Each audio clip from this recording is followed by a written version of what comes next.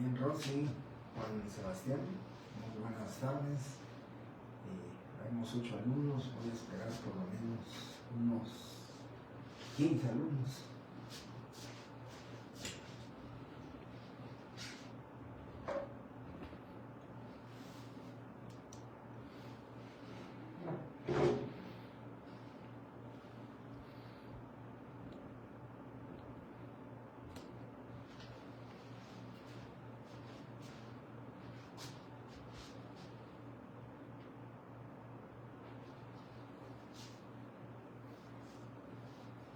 Muy bien.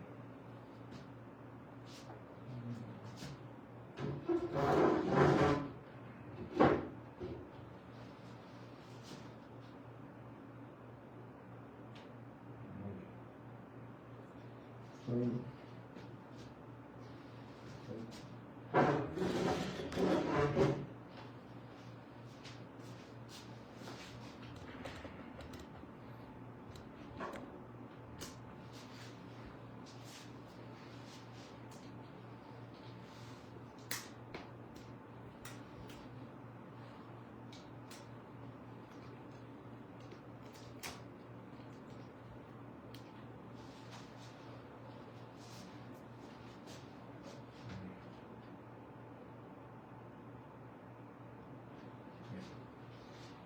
Muy bien, perdonen que estoy tratando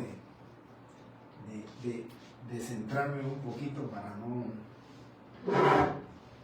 no taparles el pizarrón. Creo que ya estamos ubicados, tratando de no taparles lo que escribí, dejé la parte central en blanco, ¿verdad? Buenas tardes, Betsy, Eduardo, Evelyn, buenas tardes, Sergio, Glenda.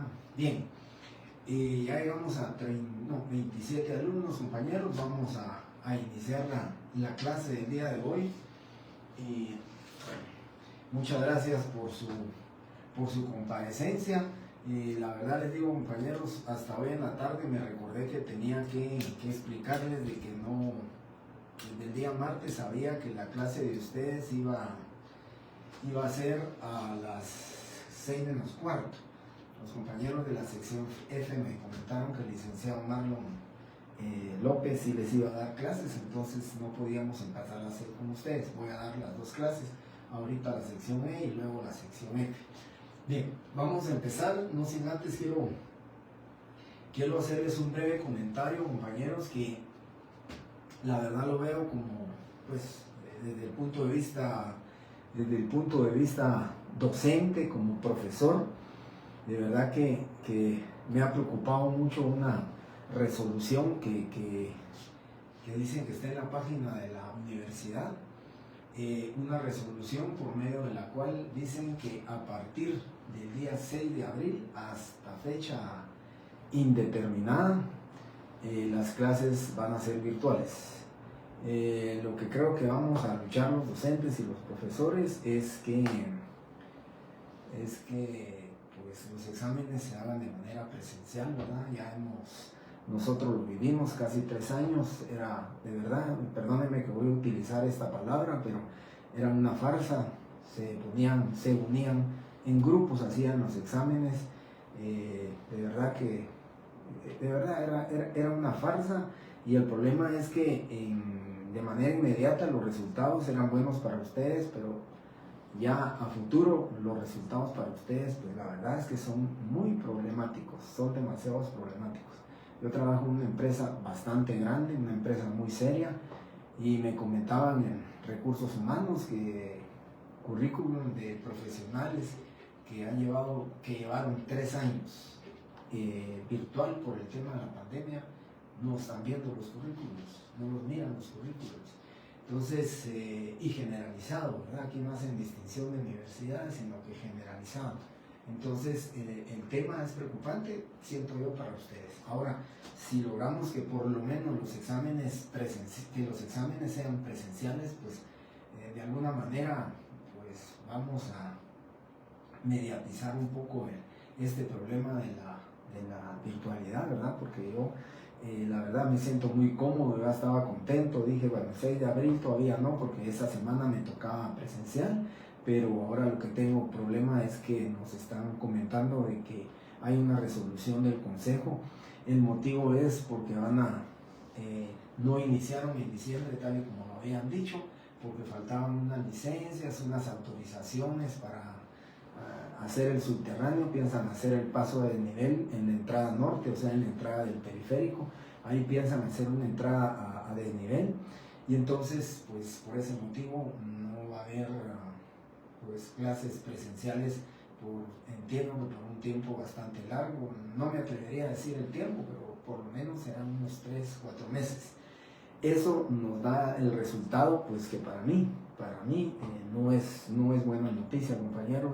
La virtualidad es buena para evitar pues esos problemas huelgueros, para evitar esto, pero los temas de los exámenes sinceramente es un problema, ¿verdad? Sí, eso les comentaba yo, ¿verdad? Bien, la universidad, según entiendo también, me comentaron, la universidad el día de mañana la van a entregar los encapuchados. El tema no tenía nada que ver con asuntos políticos, ni electorales, ni elecciones. Simplemente los muchachos estos cerraron la universidad. El tema es que estaban un poco molestos porque ya no tuvieron comparecencia de alumnos durante esta semana. La virtualidad les quitó prácticamente la participación de ustedes, ¿verdad? Ya la gente ya no llegó, todas sus actividades que ellos hacían, huelgueras, ya no se pudieron hacer, y ese era el descontento y ese fue el motivo por el cual cerraron. Ofrecieron que el día de mañana, que ya es Viernes de Dolores, que es la huelga de Dolores, van a entregar la universidad y la van a abrir. Y luego de la apertura, pues el 6 de abril creo que comienzan los trabajos de perforación. Como les digo, compañeros, a mí me llegó una resolución del Consejo, lo voy a confirmar, pero si me lo envió, yo sé que la persona que me lo envió es una persona muy responsable, muy seria, y la llamé, le pregunté y me confirmó de que sí, ¿verdad? Ese era el motivo por el cual los trabajos que se piensan hacer de remodelación no permitirían el ingreso de vehículos, y sería un problema muy fuerte el transporte para los alumnos, para los docentes. En todo caso, este es el tema, ¿verdad?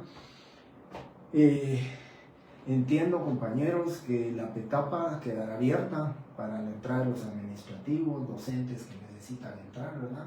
Que tienen laboratorios directamente ahí, ingeniería agrónoma, todo eso, lo que es agronomía. Entonces, sí habría una entrada, pero lógicamente para la cantidad de vehículos y cantidad de alumnos que entran, creo que no. Por eso es que buscaremos la forma o la manera de que el examen sea presencial. Pues yo creo que de alguna manera tendríamos que ver el acceso a los exámenes, o ver de alguna manera, ¿verdad? Pero ahí sí que las decisiones las toma el Consejo, las decisiones las toman las autoridades de la facultad, y entonces pues trataremos la manera con los docentes de ver cómo resolvemos ese problema.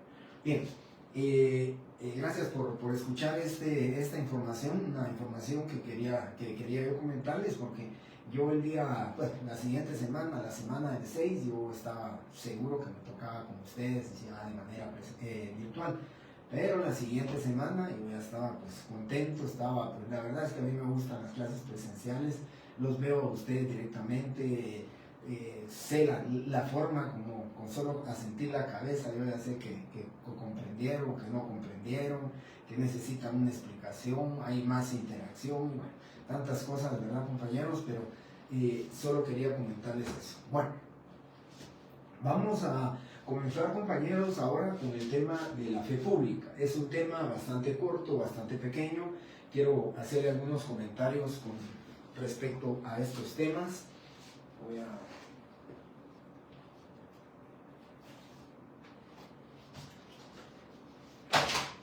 Bien, entonces comenzamos con el tema de la fe pública. Empiezo a recordarles, compañeros, que el artículo 1 del Código Notariado establece que el notario tiene fe pública para autorizar actos y contratos, sí, ¿verdad?, en los que intervenga a requerimiento de parte o por disposición de la ley. La fe pública, entonces, es un principio que informa el derecho notarial, Pero cuando hablamos de la fe es sobre una creencia que posiblemente no podemos, es intangible, que nosotros no podemos determinarla, no la podemos ver, pero tenemos una creencia y estamos seguros y le damos certeza a esa creencia. Y eso es la fe. Pero el tema de la fe pública, pues esa es una presunción legal de veracidad que se le da a ciertos funcionarios, que se les considera probos, que se les considera honestos, que se les considera correctos, que se les considera éticos, a quienes les vamos nosotros a creer que la afirmación, la aseveración que ellos hagan dentro del documento, pues lógicamente es cierto. Y por eso le llamamos la fe pública, porque vamos a creer, tenemos esa presunción legal de veracidad. Nosotros los habitantes creemos en esa fe pública, en la fe pública que tiene un funcionario, en la fe pública que tiene un notario, y entonces de ahí viene la palabra ya unida, fe pública, ¿verdad? Es precisamente nosotros los notarios, es el Estado el que nos da la fe pública. El artículo 1 del Código Notariado es el que, digamos, perfecciona jurídicamente hablando la fe pública que tiene el notario. Esa vestimenta que nosotros utilizamos, la fe pública que va a tener el notario, no vamos a dudar. Entiendo y que se los he dicho, pero lo vuelvo a repetir, el artículo 186 del Código Procesal Civil y Mercantil es claro al decirlo, ¿verdad?, que se fundamenta la fe pública, ¿verdad? Estamos hablando de una realización normal del derecho. Ya les voy a pedir que escriban, ¿verdad?, cuáles son el fundamento de la fe pública, se los voy a dictar. Pero lo que quiero comentarles es con el tema de la fe pública, precisamente la fe pública, nosotros estamos con la certeza y la seguridad de lo que se haya plasmado en un documento, eso es cierto. Y precisamente la ley en ese artículo 186 lo dice con claridad, ¿verdad?, que todos los documentos autorizados por notario o por funcionario en el ejercicio de su cargo hacen plena prueba. Estamos hablando nosotros entonces precisamente de lo que es la fe pública.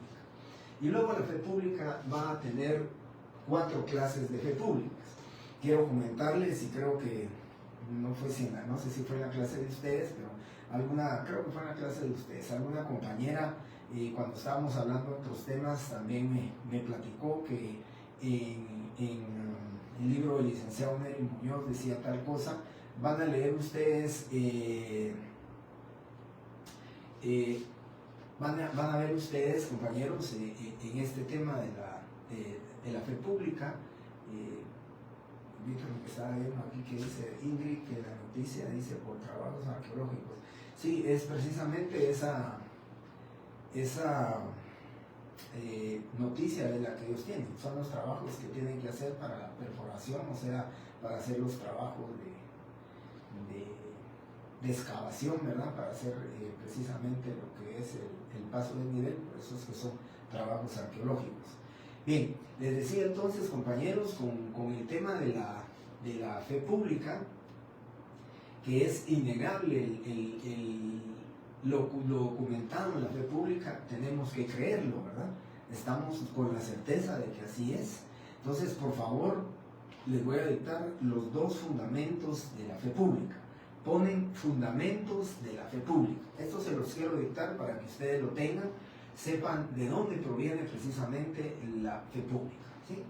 Entonces, por favor, pone la número 1 es el fundamento. El primer fundamento de la fe pública es la realización normal del derecho. Realización normal del derecho. Y ya saben ustedes, ¿verdad?, también es una característica del derecho notarial, ¿verdad?, lo que es la característica que decíamos que actúa dentro de la llamada fase normal del derecho. Entonces, precisamente, también la fe pública tiene dentro de su fundamento la realización normal del derecho. Y el fundamento número 2 de la fe pública es la necesidad de la sociedad, de dotar de certeza jurídica a las relaciones entre los particulares. la necesidad de la sociedad de dotar de certeza jurídica a las relaciones entre los particulares, las relaciones contractuales, las relaciones negociales. Es darle precisamente lo que va en búsqueda a la fe pública, es darle la certeza, la seguridad jurídica, que lo que está escribiendo un notario, lo que está escribiendo un funcionario público es auténtico, contiene y confiere certeza y seguridad jurídica. Eso es precisamente el fundamento de la fe pública. Puedo preguntarlo en pregunta directa, puedo preguntarlo en falso y verdadero, puedo preguntarlo en selección múltiple también, con estos temas correspondientes, ¿verdad? De por qué es el fundamento de la fe pública. Y luego tenemos 4 clases. Yo creo que ahí me interrumpí yo leyendo el tema este. Les decía a ustedes que en el libro del licenciado Muñoz van a encontrar una más. Yo a una compañera le dije, mire, algunas cosas pues no comparto o sencillamente no creo que no son importantes que usted la conozca. En el libro del licenciado Muñoz van a encontrar una fe pública, además una fe pública legislativa, que él dice que le corresponde al Congreso de la República. Al Congreso de la República es al que le corresponde la fe pública administrativa. Y yo quiero comentarles definitivamente, compañeros, sí, Maris Salazar, la necesidad de la sociedad de dotar de certeza jurídica las relaciones entre los particulares. Si quieren le agregamos las relaciones contractuales o las relaciones entre los particulares desde el punto de vista contractual o negocial. Esa es la segunda, ¿sí? El segundo fundamento de la fe pública. Bien, creo que ya la copió Maris. Vuelvo a repetir, necesidad de la sociedad de dotar de certeza jurídica a las relaciones entre los particulares, ¿verdad? Desde el punto de vista contractual, negocial, y creo que Maris ya la copió. Les estaba diciendo entonces que el licenciado Muñoz en su libro a esta fe pública le agrega una más, que es la legislativa, que es la que él comenta y dice, Maris, yo creo que se la volvió a repetir, ya la repetí, compañeros, no sé si Maris no la tomó, pero está preguntando que si alguien que la haya notado la pudiera hacer, ¿verdad? Yo ya la repetí, que es la necesidad de la sociedad de dotar de certeza jurídica las relaciones entre los particulares, relaciones contractuales, negociales y todo. Bien, dicho esto, entonces, compañeros, vamos a ver estas 4 clases de fe públicas que vamos a estudiar en clases, que se las voy a comentar de manera muy breve, la van a entender ustedes en el tema de la fe pública. Ya inicié comentándoles, diciéndoles qué es la fe pública, ¿verdad? En qué consiste y en qué corresponde la fe pública. Entonces, ahora vamos a ver la fe pública administrativa. La fe pública administrativa, compañeros, como tal y como dice el artículo 186 del Código Procesal Civil y Mercantil, ¿verdad? Que todos los documentos o instrumentos le confiere certeza jurídica. ¿Por qué? Porque hacen plena prueba, ¿sí? Hacen plena prueba de acuerdo a lo que establece el artículo 186. Entonces, gracias Glenda por el... Bien, gracias Maris y gracias también Glenda por sus comentarios. Bien, entonces la administrativa, compañeros, le corresponde a todo funcionario público en el ejercicio de su cargo. Por eso precisamente la ley hace esa separación y esa distinción. En el artículo 186 dice que todo documento autorizado por notario o por funcionario público en el ejercicio de su cargo hacen plena prueba. Y eso significa entonces que en el tema del administrativo, la fe pública la tendrán todos los funcionarios administrativos. Todos los funcionarios cuando estamos en el esquema, ¿verdad?, de lo que se establece las funciones o cómo se determinan las funciones, pues la ley dice funcionarios públicos. Ya voy a hablar con el tema de la fe pública judicial, también hay un tema que se los quiero comentar con respecto a esto de esta situación, ¿verdad? Aquí lo que quiero comentarles es entonces que la fe pública administrativa, ¿sí?, es aquella que se le confiere a todos los funcionarios públicos, ¿verdad? Entiéndase, ministros, viceministros, pues en el organigrama estatal, en el organigrama del Estado, se van a encontrar lógicamente circunscritos esos funcionarios que van a tener la fe pública. El documento firmado por ellos es un documento que contiene fe pública. Un secretario general, un secretario que certifica las actas, un secretario que lógicamente tiene las facultades para la certificación de los documentos, pues lógicamente a ellos les corresponde precisamente esta fe pública administrativa, ¿sí? Si pregunto yo a una pregunta directa, ¿qué es la fe pública administrativa? Pues es sencillo, que es aquella presunción legal de veracidad que le corresponde al funcionario público en el ejercicio de su cargo, ¿sí? Todos los funcionarios públicos que están desempeñando su cargo dentro de la administración pública, a ellos precisamente les corresponde esa fe pública denominada administrativa. Y luego tenemos la fe pública judicial. Les decía yo en el tema de la fe pública judicial, pues se establece y se dice, ¿verdad, compañeros?, que la fe pública le corresponde a los funcionarios públicos. Entonces, en este caso, cuando hablamos de los funcionarios públicos, vamos a platicar, vamos a decir que la fe pública le corresponde a los jueces, a los secretarios de los tribunales, ¿sí? Porque recuérdense ustedes que en este caso, si ustedes han visto alguna certificación, alguna constancia que dan los tribunales, dice, firma el secretario, es el que extiende una certificación con el visto bueno del juez, el visto bueno lo pone el juez. O sea, claro, está refrendando, si ustedes quieren, está refrendando. En este caso, pues la fe pública es del secretario, pero necesita de una refrenda, necesita de que haya un visto bueno del juez para que se extienda una certificación. Entonces, en el caso de la fe pública judicial, pues la van a tener los magistrados, la van a tener los jueces, la van a tener los secretarios, con el visto bueno del juez.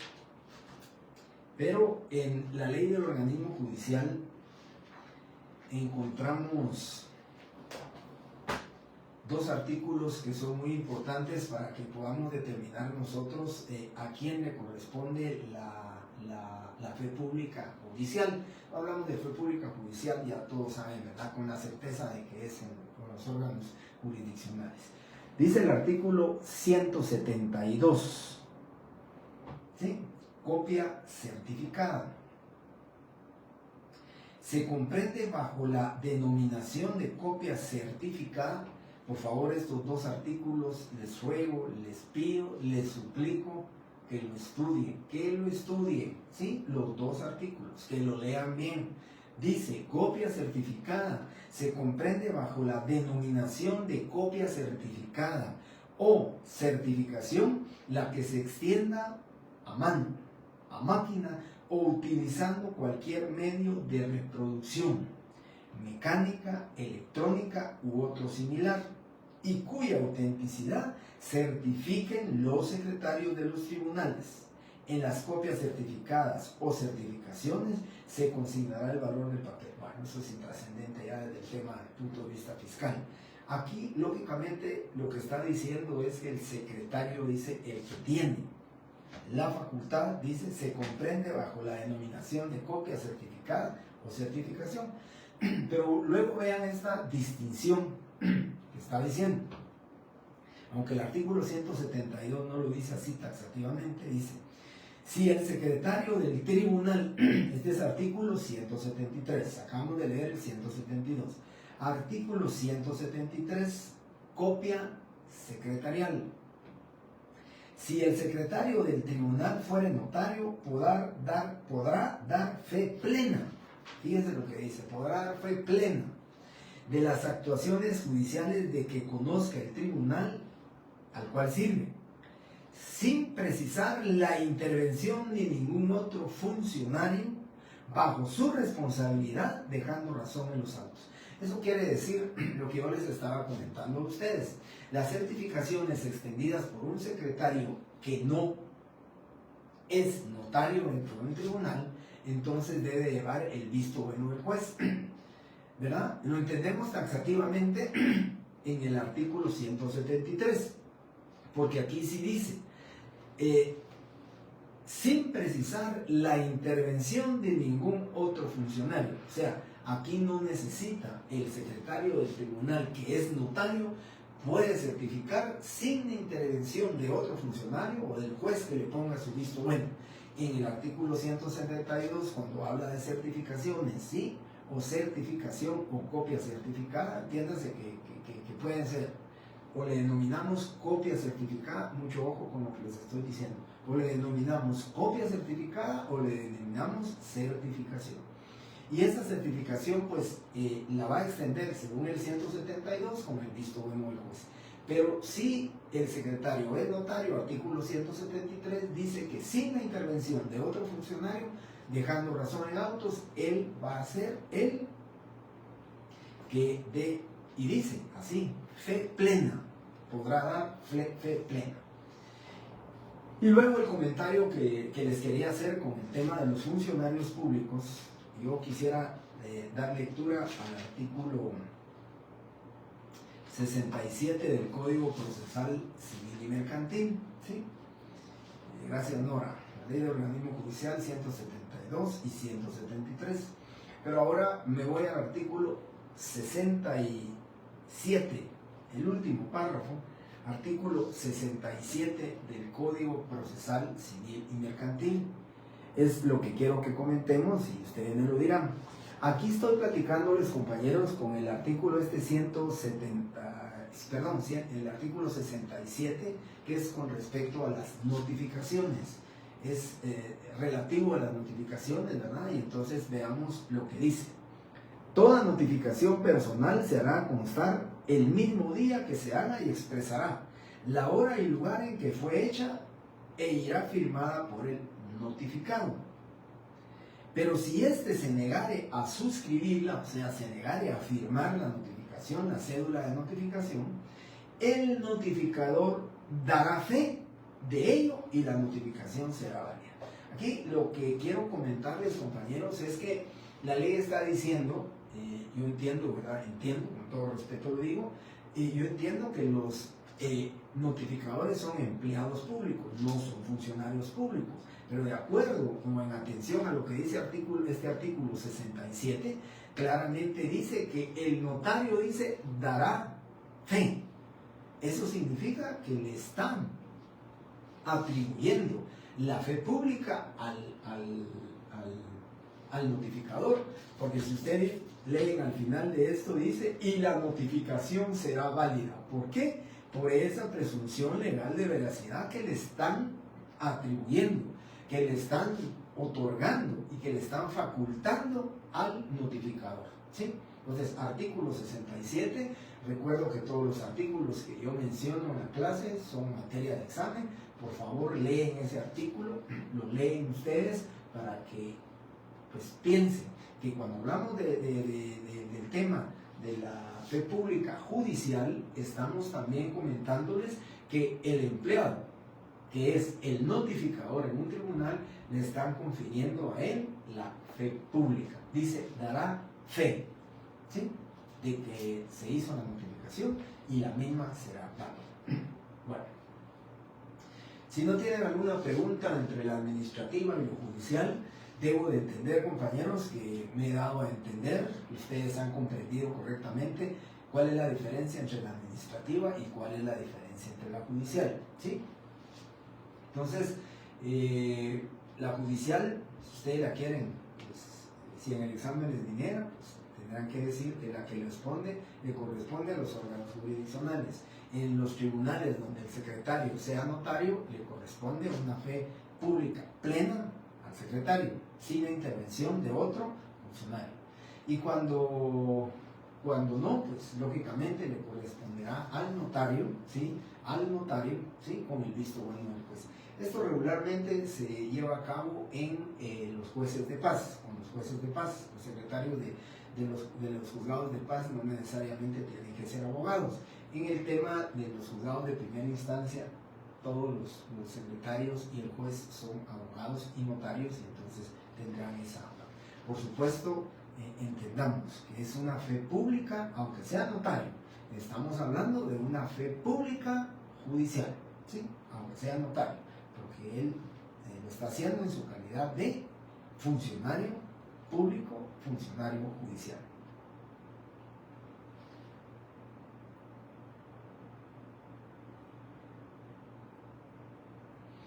Es correcto.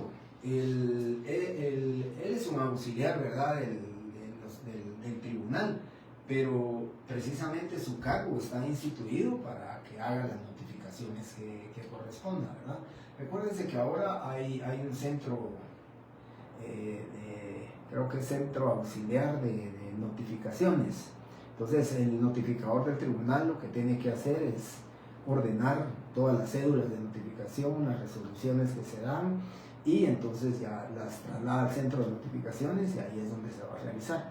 Ellos prácticamente con ese centro, anteriormente cuando no existía ese centro, pues digamos era más fácil la comprensión con el tema del artículo 67.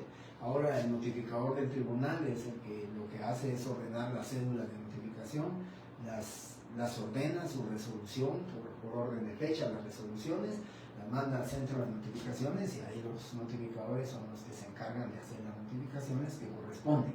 Recuérdense que ahora, pues yo digo, ¿verdad?, la virtualidad y esa revolución de la tecnología que tenemos ahora, pues nosotros ya tenemos lo que es la notificación electrónica. Estamos obligados a tener un casillero electrónico, y cuando ya señalamos lugar para recibir notificaciones, debemos de señalar nuestro casillero para que en el casillero pues, lleguen las notificaciones que corresponden, ¿sí?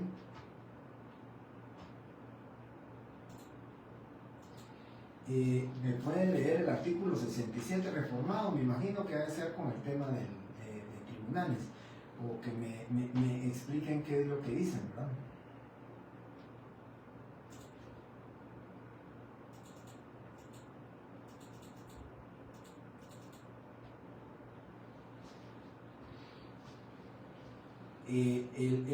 La reforma debe ser el tema del casillero electrónico, que debe de tenerse un casillero electrónico, pero recuérdense, compañeros, que cuando se inicia o cuando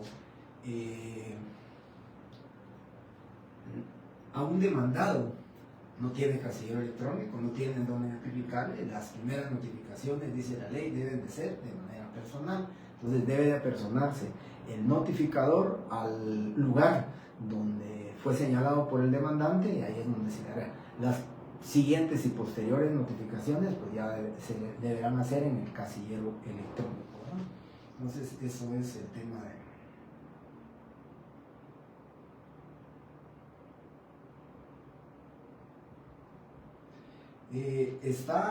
por eso les digo, está reformado con el tema. No sé si es muy grande o muy largo lo que me tienen que escribir ahí, pero la reforma estoy casi seguro que es con el tema del casillero electrónico, que se debe tener el casillero electrónico, ¿verdad? Ese es el tema de la fe pública judicial, ¿sí? Entonces, pues ustedes tal vez me harán llegar la reforma que tiene este artículo 67, estoy casi seguro que va a ser el tema de las notificaciones, ¿no? Bueno, si me lo hacen llegar lo comentamos. Entonces, compañeros, luego pasamos a la fe pública registral.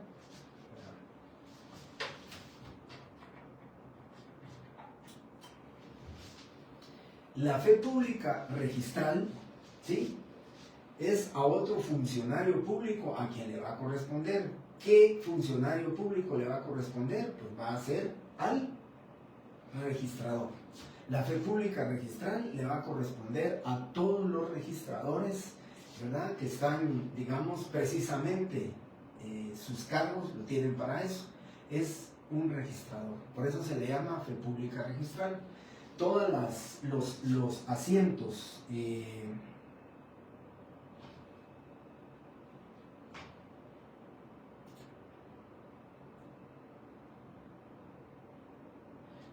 Ahí está, precisamente era lo que yo les decía, ¿verdad? Es señalar un casillero electrónico como lugar para recibir notificaciones. Al que no cumpla con señalar, para eso se les hará por medio de los estrados del tribunal.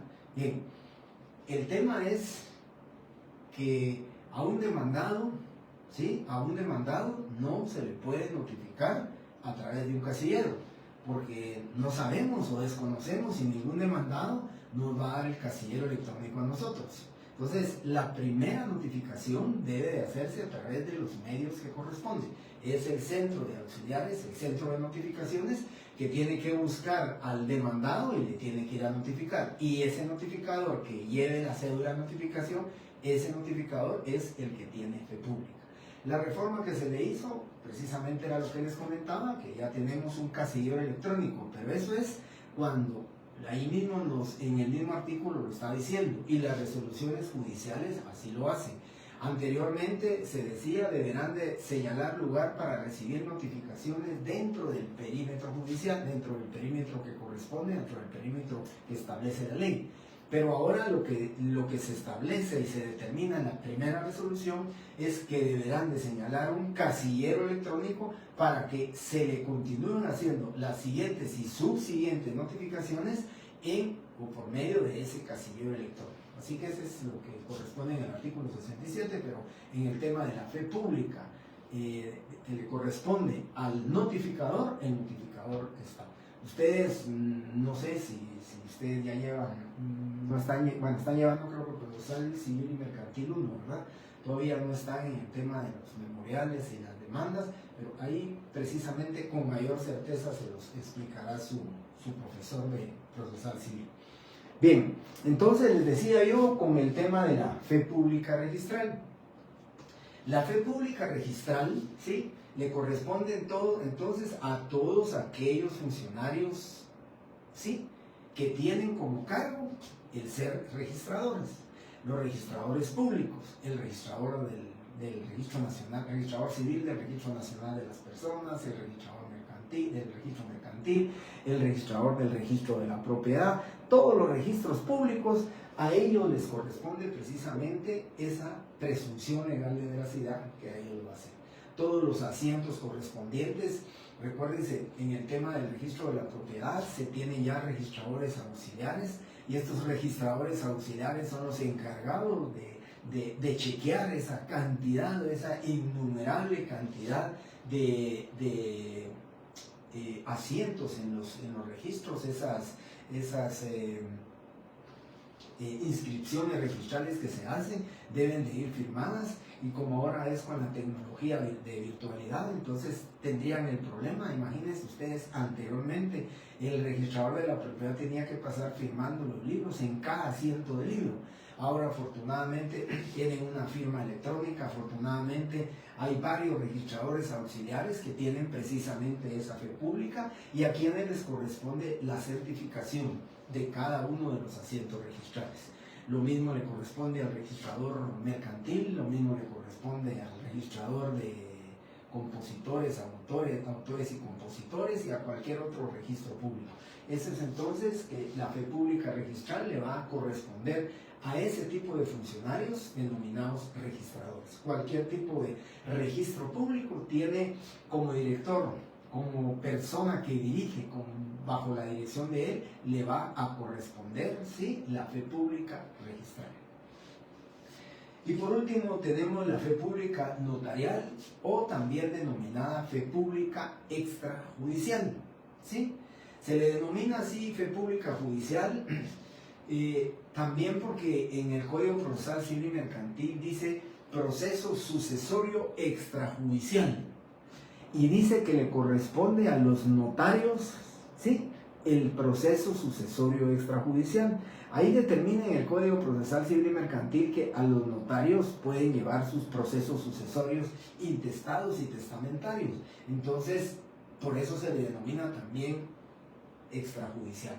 Pero aquí es el mayor interés para nosotros. Esa fe pública notarial, esa fe pública que nosotros tenemos, es precisamente para el notario. Y es el artículo 1 el que faculta al notario, es el artículo 1 el que designa al notario, el que va a investir al notario, el que prácticamente le está dando esa fe pública, el artículo 1 del Código Notarial. Entonces, la fe pública notarial, en términos muy sencillos les diría, después de ver estas 4 clases de fe públicas, en términos muy sencillos, la que más nos interesa a nosotros va a ser la fe pública notarial, porque esa es la fe pública que nosotros tenemos, ¿sí?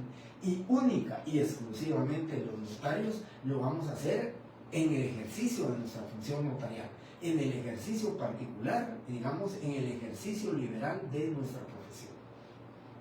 Y debe entenderse, por ejemplo, en el tema de los registradores, siempre explico eso, quiero regresar a este tema, cuando les digo, por ejemplo, en el caso de los registradores, en el caso de los alcaldes también, ¿verdad? Se da. En el caso de los alcaldes o los concejales, si un alcalde fuera notario, ¿sí? Si un alcalde es notario, va a ejercer y celebra un matrimonio, lo va a celebrar, ¿sí? Con la fe pública administrativa que él tiene, porque es alcalde municipal y le está facultado. Si tiene su título de notario también, no va a poder ejercer funciones, ¿sí? No va a poder funciones notariales en el ejercicio de su cargo, porque sería un impedimento y una causa de incompatibilidad para poder ejercer el notariado. Entonces, les hago esa separación, porque sí puede ser, ¿verdad? En el tema registral, pues en el tema del registro de la propiedad, lo establece la ley, debe de ser abogado y notario para ser registrador de la propiedad, ¿verdad? Que lógicamente se va a hacer su cargo, y siendo notario no va a poder ejercer funciones notariales. Su fe pública, en este caso el registrador, va a ser una fe pública registral. Y concluyo entonces con la fe pública notarial, que ya les expliqué, a eso le corresponde, o eso nos corresponde a nosotros los notarios, y también es denominada o también es llamada la fe pública extrajudicial. Nosotros los notarios decimos que tenemos una fe pública notarial, una fe pública extrajudicial. ¿Sí? Bien, si tienen algún comentario o alguna duda respecto a lo que es la fe pública, yo les decía que es un tema que pues, lo tratamos bien, lo tratamos rápido, ¿verdad?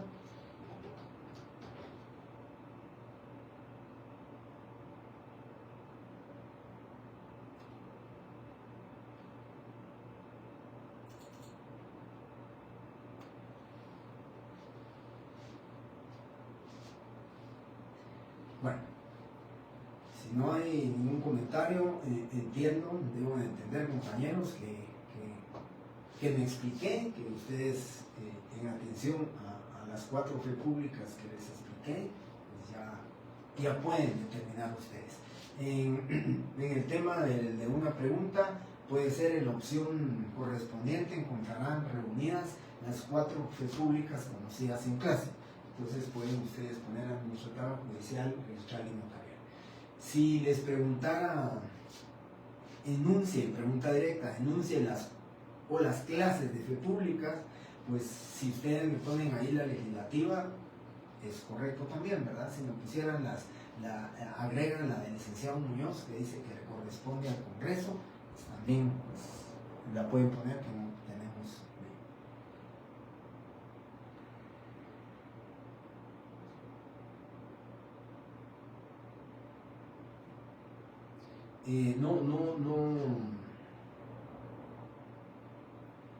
No mencioné ningún artículo con respecto a la registral, no mencioné ningún artículo.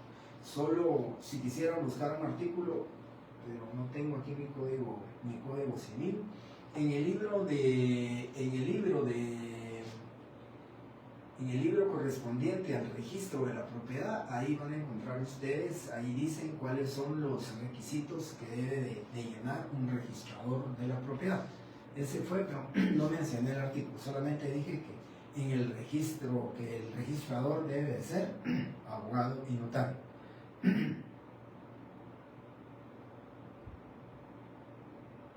La fe pública judicial no tiene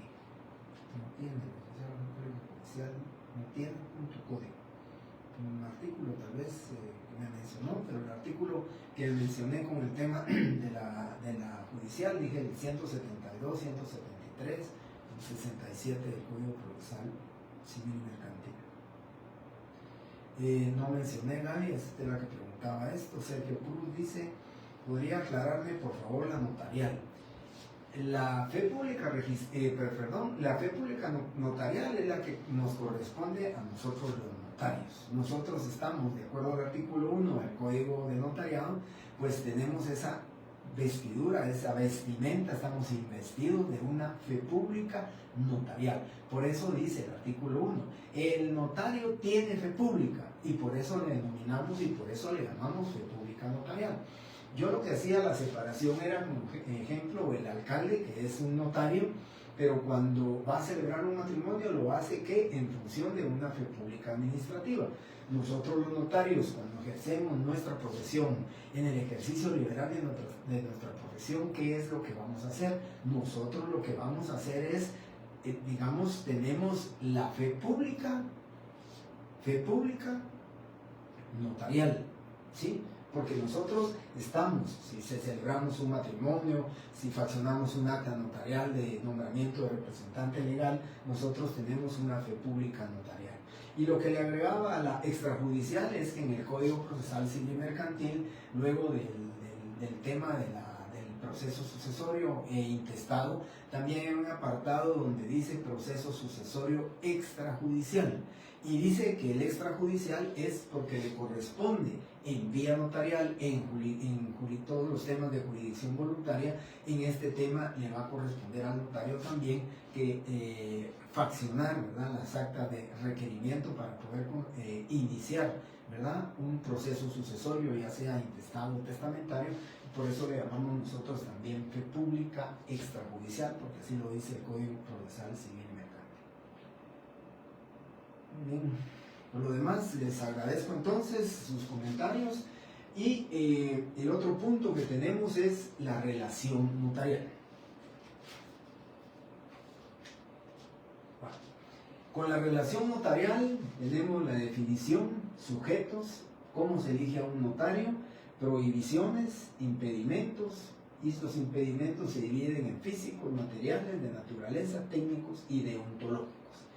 Inicio con el tema de la relación notarial. ¿Cuál es la definición? Pues la definición ustedes la pueden definir así, que es el vínculo jurídico contractual existente entre el sujeto agente y el sujeto paciente. De una vez me adelanto a decirles quiénes son los sujetos, y los sujetos dentro de la relación notarial le vamos a denominar nosotros el sujeto agente y el sujeto paciente. ¿Sí? Estos son los dos sujetos. Y dentro de la relación notarial entonces existe ese vínculo contractual, porque es un vínculo contractual. Ya vamos a ver al cierre de este punto, vamos a ver nosotros lo que es el contrato de servicios profesionales. En este punto todavía me falta ver el tema del arancel, cobro de honorarios, y nos falta la forma de extinguir la relación notarial. No me cabía aquí y estoy pensando que no me va a dar tiempo a terminarlo, pero iniciamos entonces con la definición. Ese es el vínculo jurídico contractual existente existe entre el sujeto agente y el sujeto paciente, ¿sí? En virtud del cual, de manera recíproca, existen obligaciones y derechos, ¿sí? Tanto el sujeto agente como el sujeto paciente tiene sus derechos y también tiene sus obligaciones. Pero el vínculo se formaliza, el vínculo se inicia desde el momento que el sujeto paciente requiere, ¿sí?, con base en el principio de la obligación, requiere, solicita, ruega al notario para que preste la función notarial. En el tema del arancel ya lo vamos a hablar, yo lo voy a decir, que aquí se dice es el vínculo contractual, y si nos vamos a lo que dice la norma del contrato, ¿verdad?, por medio del cual una o dos personas crean, modifican o extinguen una obligación, y entonces aquí hay un contrato. Es verbal, es correcto, Pero yo, cuando lleguemos al contrato de servicios profesionales, lo hablaré y se lo diré. Les explicaré que, aunque sea por medio de un papel, ahora tenemos los WhatsApp, ahora tenemos la tecnología de los correos electrónicos, por esos medios que quede por escrito cuál va a ser los honorarios pactados, cuál va a ser el procedimiento y cuál va a ser pensando en la función integral en ese principio, el notario debe de explicarle a su cliente cuál va a ser todo el procedimiento que va desde que faccione una escritura pública, desde que autorice y firme la escritura pública con la actividad autenticadora del notario, hasta la entrega en el registro de la propiedad para su inscripción, la terminación y finalización y entrega de los documentos que le corresponden a su cliente. Eso es precisamente la relación contractual. Pero ¿es necesario que quede por escrito? Sí. Porque ya vieron ustedes cuando hablábamos del recurso de apelación, si no queda por escrito puede, pues, lógicamente retraerse o negarse a pagar los honorarios o decir, mire, eso no fue lo pactado, eso no fue lo que dijimos, es más, usted además me ofreció que iba a hacer esto y esto. Entonces es importante que quede determinado a través de un correo, a través de WhatsApp, a través de un simple papel o algo que quede por escrito, ¿sí? Por escrito recuérdense que aquí hay una prueba por escrito, ¿verdad? Está documentado, pero si solamente es verbal, si solamente es por teléfono, mire, le voy a cobrar 8,000 quetzales por un proceso sucesorio, solamente de honorarios fuera de gastos. Cuando la persona después diga, no, es que usted me dijo 8,000 quetzales y fueron 8,000 quetzales, usted no dijo además gastos. Por eso es importante que el notario, cuando inicie su relación notarial, esa relación, ese vínculo contractual, pues lo haga a través de un medio escrito, que quede por escrito y que quede, pues, determinado qué es lo que va a estar obligado el notario a entregarle, más o menos el tiempo aproximado para la entrega, qué es lo que incluye dentro de esa relación contractual, ¿verdad? Si incluye los honorarios, si incluye solo los gastos, si incluyen las publicaciones que deben de hacerse, por ejemplo, en un caso de un proceso sucesorio. Todo eso es importante que quede dentro de lo que es esta relación notarial. Y dentro de esa definición, ustedes se dan cuenta, hablé de qué es el vínculo jurídico contractual existente entre el sujeto agente y el sujeto paciente. El sujeto agente es el notario y el sujeto paciente es el cliente. Haciendo, digamos, una homologación o haciendo nosotros una comparación, pues yo les digo, el sujeto agente es a quien les corresponde o a quien le corresponde, que es el notario, es la figura del notario. Decimos sujeto agente porque es a quien le corresponde prestar su función notarial, es a quien le corresponde esa función notarial, el conjunto de actividades, hacer el conjunto de actividades en qué, tendientes al cumplimiento, no solo de la creación del instrumento público, sino que la satisfacción del sujeto paciente de la entrega del trabajo que dentro de la relación notarial fue prácticamente convenido. Hay un convenio entre esas partes. Entonces, el sujeto agente, ¿por qué se le denomina así? Porque es el que tiene la mayor actividad, porque él es el que conoce dónde quedan los registros, porque él es el que va a hacer los testimonios, porque él es el que va a hacer los pagos del impuesto, porque él es, en el caso de un proceso sucesorio, en el caso de un proceso de cambio de nombre, tiene que hacer publicaciones correspondientes. ¿Quién hará las publicaciones? Esa actividad que tiene, por eso se le denomina, es el sujeto agente. Él es al que le corresponde la prestación de esa función notarial, ir al diario de Centroamérica, hacer la publicación, ir al registro correspondiente a dejar el testimonio, los pagos a través de línea o por medio de un banco del sistema, los pagos del registro, recauda el impuesto para hacer el pago. O sea, el notario es el sujeto agente dentro de esta relación. Él es el que hace todo el trabajo, que es lo único que va a hacer el sujeto paciente. Lo único que va a hacer es explicarle, es pedirle que inicie su relación notarial y que él haga lo demás. ¿Y por qué se le dice sujeto paciente? Hagamos la comparación, hagamos ese parangón. ¿Por qué se le dice así? Yo siempre he pensado y lo he leído en algunos libros de derecho notarial, el sujeto paciente, haciéndole una comparación, pues piensen ustedes, ¿por qué se le denomina la persona que busca a un médico, por qué se le denomina paciente? Primero, empecemos con esa paciencia que tenemos que tener en esperar que nos atienda el médico para que cumpla con la consulta que nosotros le vamos a ir a hacer, para que nos haga la revisión correspondiente, para que nos haga todos los exámenes que corresponden, y entonces, y luego después también, ¿verdad? Viéndolo desde el punto de vista médico, después la paciencia que también se va a tener que tener, ¿a qué? A esperar que el resultado del medicamento que nos dio el médico, pues produzca los efectos que lógicamente nosotros esperamos y que el médico espera también. Pues haciendo esa comparación del notario, también aquí hay un paciente. Él tiene que tener paciencia con el notario. Él es el que va a esperar. Él no hace ninguna actividad. En el tema igual que en el médico, no hacemos ninguna actividad más que cumplir con los requerimientos y las órdenes con respecto al medicamento que nos dio el notario, el médico. Y con el caso del notario es lo mismo.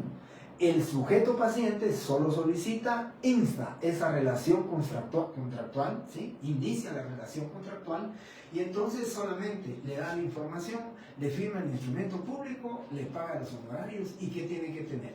La paciencia de esperar que el notario cumpla con pagar los impuestos que corresponde, cumpla con extender el testimonio que corresponde, cumpla con llevarlo al registro de la propiedad para inscribirlo, y además que cumplas con sus obligaciones notariales que se generan precisamente el fraccionamiento, utilización de ese instrumento, y dar los avisos a donde corresponde. Si es un acta notarial de matrimonio, pues estamos hablando lógicamente que deberá inscribir en el Registro Nacional de las Personas, en el Registro Civil.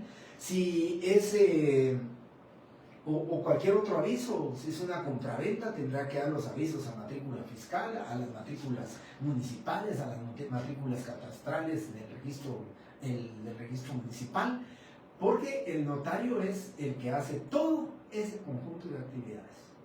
El cliente solamente va a la oficina, le cancela honorarios, le da los gastos, y ahí, en términos de 1 hora, 1 hora y media, el notario ya cumplió con el inicio de esa función notarial.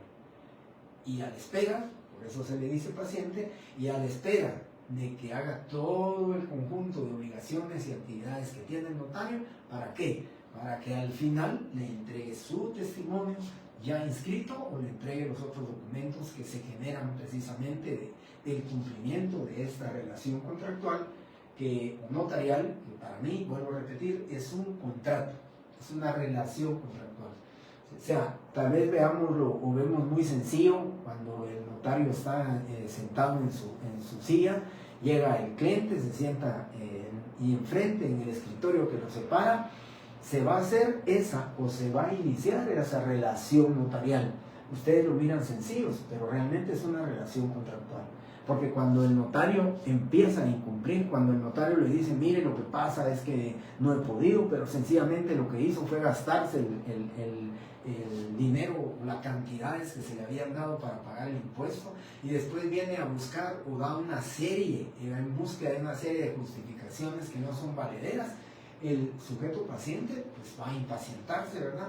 Pasa 1 mes, 2 meses, 3 meses, 4 meses, con el tema de los procesos sucesorios, intestados y testamentarios, y los intestados a mí me consta, y ahora con esta nueva ley, ¿verdad? Pero solo liquidar un impuesto fiscal ahí en herencia, legados y donaciones, de verdad era un martirio, era de 1 año, por lo menos 1 año, 1 año y medio para la liquidación, y por supuesto que el sujeto paciente, el cliente en esa relación contractual va a estar impaciente, ¿verdad? Va a decirnos, mire licenciado, ¿y qué pasó? Yo hace 6 meses me dijo usted que ya iba a salir, y ya van 8 meses, ya van 10 meses y usted no lo entrega. Entonces, en el tema de la relación notarial, se le denomina sujeto agente, que es el que va a hacer todas las actividades, y el sujeto paciente, que es el que va a quedarse a la espera de que el notario cumpla con todas sus actividades, con todas sus obligaciones, y que le entregue sus documentos debidamente inscritos, si fueran inscritos, o debidamente presentados, si fuera de presentar, ¿verdad? Eso es el tema en lo que son los sujetos, el sujeto agente y el sujeto paciente. Me voy a quedar con la elección del notario, todavía me da tiempo, unos 5 minutos para explicarles. Vamos a terminar unos 3-4 minutos, ya no tengo mucha batería en mi teléfono, entonces quiero cargarlo, que sea unos 7 minutos para mi siguiente clase. Entonces, les quiero comentar la elección del notario. La elección del notario, compañeros, le corresponde. Aquí en Guatemala no existe, aquí en Guatemala no nos dice cómo se elige a un notario. Únicamente cuando se elige a un notario, únicamente dice la ley, ¿verdad?, que le corresponde. No tengo mi código civil lamentablemente, pero en la próxima clase les voy a dar el artículo. Pero solamente dice que en el caso de la compraventa, dice, ¿sí?, la entrega de la cosa le corresponde al vendedor, ¿sí? Eso es lo que dice, pero no habla en ningún momento de a quién le corresponde elegir al notario. En Guatemala no existe, no dice nada a quién le corresponde elegir al notario. Si lo elige el vendedor o lo elige el comprador, si lo elige el inquilino o lo elige el arrendante, eso no lo dice la ley, ¿verdad? No dice cómo se va a elegir al notario. Y yo creo, compañeros, que ese menester de confianza que una persona busca a un notario es precisamente lo que nosotros debemos de darle esa confianza. Yo les decía a ustedes cuando hablábamos del sistema mixto, que yo les decía, miren qué bueno tener un salario en el Estado o un salario con una institución privada y luego ejercer liberalmente nuestra profesión. Pero el tema, y ahí yo se los dije, la mejor tarjeta de presentación que puede tener el notario es su honestidad, su honradez, su verticalidad y lo que yo he dicho siempre, ¿verdad? Ese equilibrio que debe haber entre el conocimiento, la intelectualidad, con lo que es realmente el conocimiento. Es importante, ¿verdad, compañeros, que la persona, el notario, tenga equilibrio de honradez, honestidad, ética, moral, pero que también sea profesional, que tenga profesionalismo. Eso es lo que nosotros debemos ir en búsqueda de eso. Porque yo siempre les he dicho, ¿qué es mejor?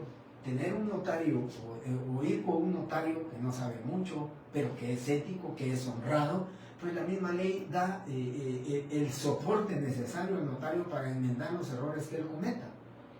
¿Sí? Pero imagínense ustedes un notario que es pero que se las sabe todas, que es muy profesional, intelectual, que conoce mucho, pero que no es correcto, que no es honesto, que es deshonesto, pues lógicamente es preferible el otro notario, porque lo que va a hacer este notario que no es correcto, que no es honesto, lo que va a hacer es utilizar su conocimiento para cometer fraudes, para cometer estafas y lógicamente actos ilícitos que riñen con la ley. Por eso, cuando nosotros decimos cómo elegimos a un notario, yo les digo, la mejor tarjeta de presentación de ustedes va a ser con el cliente que ya se fue.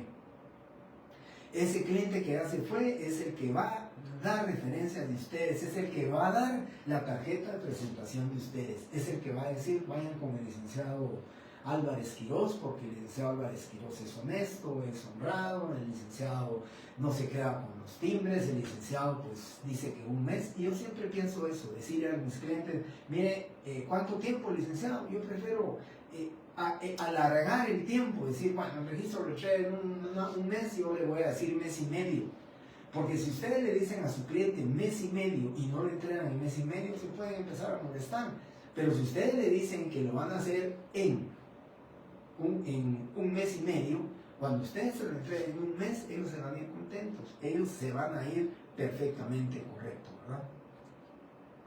Bien, Hacienda asociado le corresponde al sujeto paciente. Yo diría, miren, de verdad que ahorita les voy a decir qué dice la doctrina, y ahí creo que le voy a dar la respuesta a Hacienda y asociados. En la elección del notario, como la ley no dice nada, ¿sí? En la doctrina, creo que es aplicable a Guatemala y a mí me parece correcto eso, ¿verdad? En la doctrina dice que se elige al notario con el principio con la teoría que dice quién corre el mayor riesgo. Eso es precisamente, ¿verdad? Que no vamos a decir que esta es una disposición pétrea, ¿verdad? Que no se puede modificar, ¿no? ¿Verdad? Yo ahorita les voy a explicar. Pero lógicamente, ¿a quién le corresponde elegir al notario en una relación contractual? Yo lógicamente entiendo lo que me dice asociados, Hacienda asociados, yo entiendo lo que él está diciendo, le corresponde al sujeto paciente, pero recuérdense que en una relación contractual hay dos sujetos pacientes, el vendedor y el comprador, ¿sí? Pues realmente el comprador es el paciente porque él es el que va a esperar que le entreguen su documento, pero si fuera una compraventa con garantía hipotecaria es al vendedor a quien le interesa. Entonces, la teoría de quién corre el mayor riesgo determina que el que corra el mayor riesgo dentro de la relación contractual, a él le corresponde elegir al notario. Y es el caso entonces que yo les estaba comentando. ¿Quién corre el mayor riesgo en una compraventa al contado? Pues va a ser el comprador. Él ya se desprendió de su dinero, de su cantidad de dinero, de su patrimonio, claro. También le van a entregar un inmueble, pero el riesgo de que pudiera ser una estafa, que no se revisó bien la finca, ¿a quién le corresponde? Al sujeto agente. Entonces él va a tener el derecho, si paga el contado, de elegir a su notario. Pero fuera al revés, si la escritura pública es compraventa por abonos con un plazo determinado. Yo le vendo el inmueble con un enganche de 50,000 y me va a deber 475,000 quetzales. ¿A quién le corresponde elegir al notario? Pues va a ser al que le está vendiendo por abonos, porque él necesita que esa escritura pública le sirva como título ejecutivo cuando la otra persona no le pague. Ejecuta la hipoteca. En un contrato de arrendamiento, lógicamente, para mí, ¿verdad? El contrato de arrendamiento, ¿quién corre el mayor riesgo? Para mí el mayor riesgo en un contrato de arrendamiento lo corre el arrendante.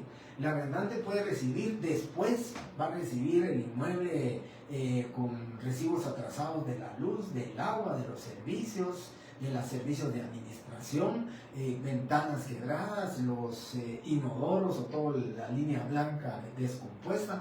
¿Quién corre el mayor riesgo en esa relación? Pues lógicamente va a ser el sujeto, en este caso, ¿verdad? Va a ser el arrendante.